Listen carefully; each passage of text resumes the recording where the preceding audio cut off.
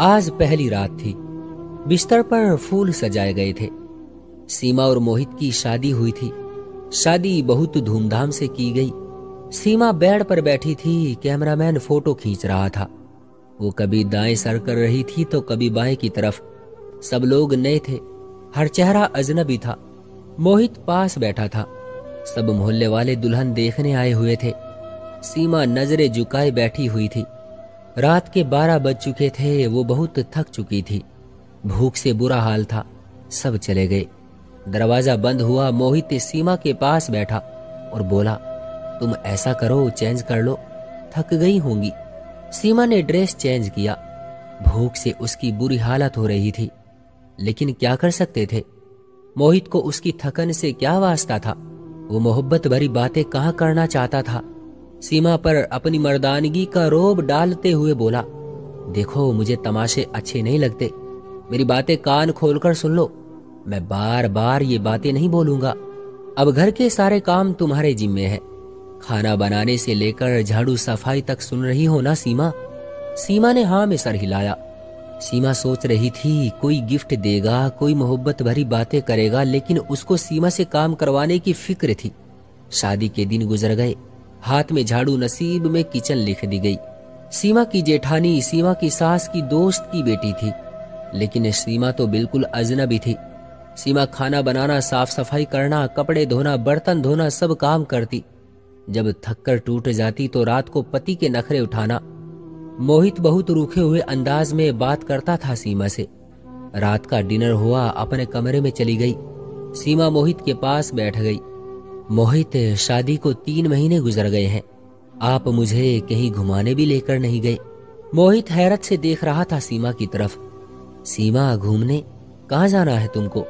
उसने इतने रूखे अंदाज में पूछा कि सीमा सहम सी गई।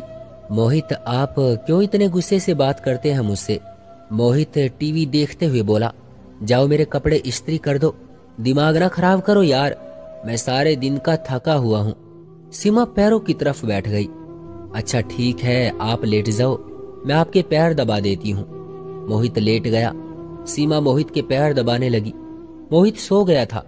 वो मोहित के पैरों को अपनी गोद में रखकर सोच रही थी, मोहित, मैंने शादी से पहले बहुत दुख देखे हैं। मुझे मोहब्बत चाहिए, उसका साथ चाहिए। आप क्यों मेरी आंखों से मेरा दर्द नहीं समझ पाते? असल में सीमा की माँ नहीं थी, सौतेली माँ के साथ जवान हुई।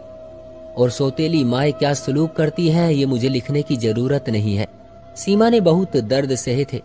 सौतेली माँ के हाथों में यहाँ एक जुल्म ये भी तो किया गया था कि सीमा 18 साल की थी और मोहित 30 साल का। जैसे सीमा से जान छुड़ानी थी उन लोगों को। वो कदमों के साथ लिपटी हुई अपने हमसफर से एहसासों की भीख मांग रही थी। सुबह वो सबसे पहले जाग जाती। नाश्ता बनाना सबके लिए उसका जिम्मे था।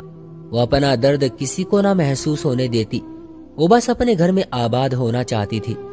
मोहित का साथ उसे चाहिए था बस।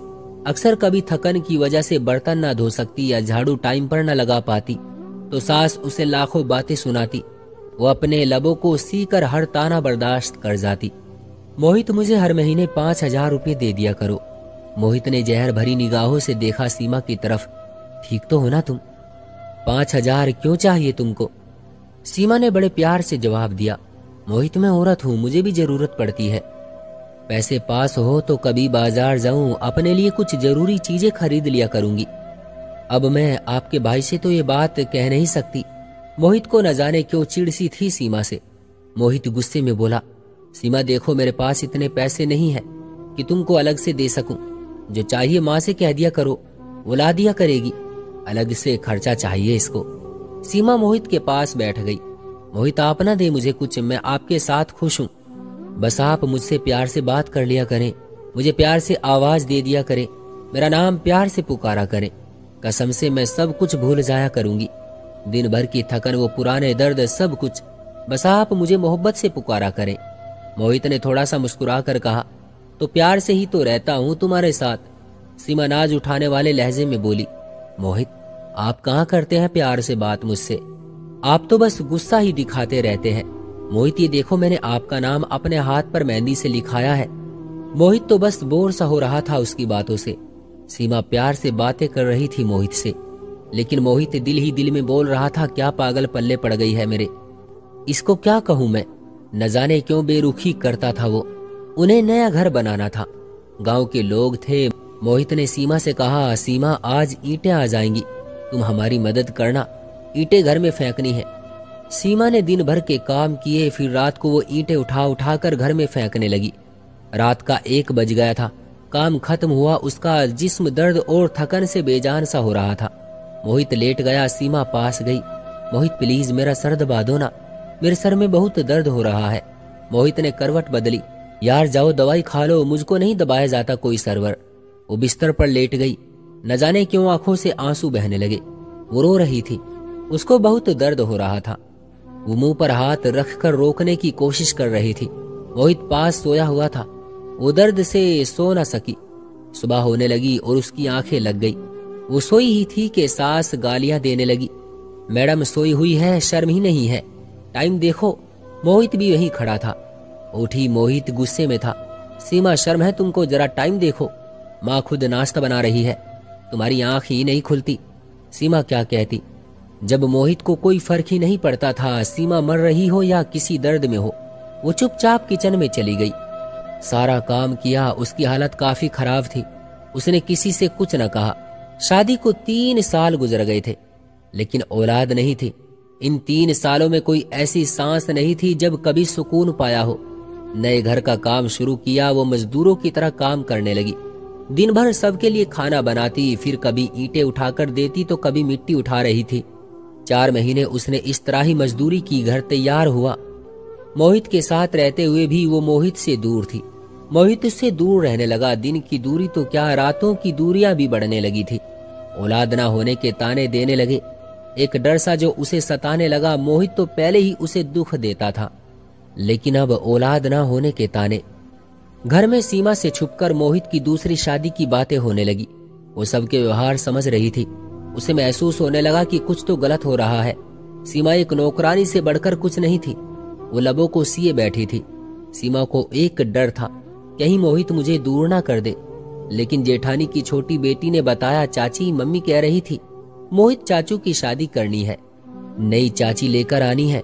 सीमा समझ चुकी थी कोई तो कयामत टूटने वाली है उस पर, लेकिन वो खामोश थी। मोहित कमरे में बैठा चेहरे पर क्रीम लगा रहा था। सीमा पास गई। आजकल बहुत क्रीम लगा रहे हैं, बड़े सोने लग रहे हैं आप।